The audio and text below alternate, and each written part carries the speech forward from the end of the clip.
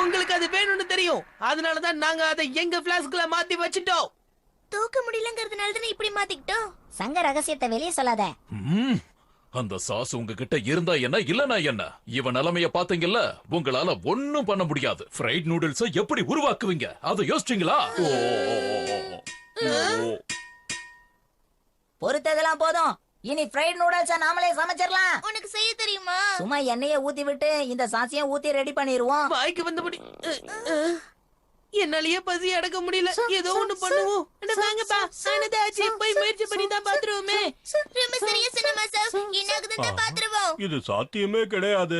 உண்மைதா mister can, என்ன வேடிக்கை பார்த்துட்டு இருக்கீங்க? நீங்களாவது அவங்கள தடுங்களே. நாம் அந்த பசங்களை தடுக்க வேண்டாம்னு நினைக்கிறேன்.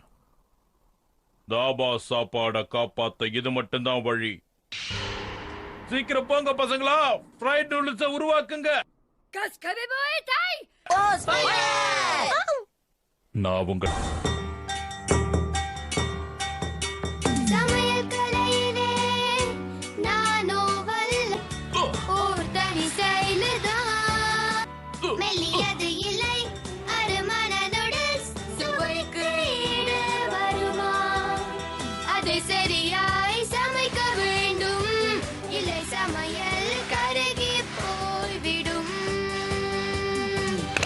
துணிவுடன் செயல்பட எதுவும் நீ வென்றிட. துணிவுடன் செயல்பட எதிலும் நீ வென்றிட. துணிவுடன் செயல்பட எதிலும் நீ வென்றிட. அது சரியாய் சமைக்க வேண்டும், இல்லை என்றால் சமையல் கருகி போயிடும்.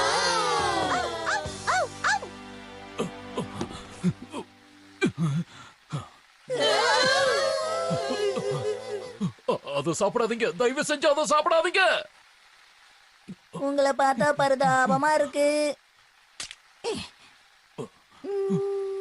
இந்தாங்க ஒரு வாய் சாப்பிட்டு பாருங்க. வேண்டாம், இந்த உணவை இந்த உலகத்துல இருந்து அழிக்கணும். அதுதான் என் லட்சியம். இப்படிதான் ஆன சாப்பிடணும்.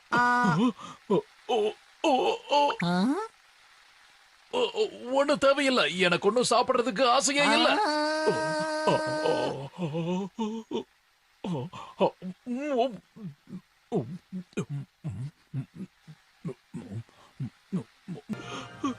இந்தாங்க, இத்தனை நாள் தனியா உட்கார்ந்து சாப்பிட்டே பழக்கப்பட்டிருப்பீங்க. இப்ப ஒன்னா சாப்பிட்டு பழக்கப்படுத்திக்கோங்க. சும்மா அருமையா இருக்கு. இது மாதிரி இன்னும் எவ்வளவு கொடுத்தாலும் சாப்பிட்டு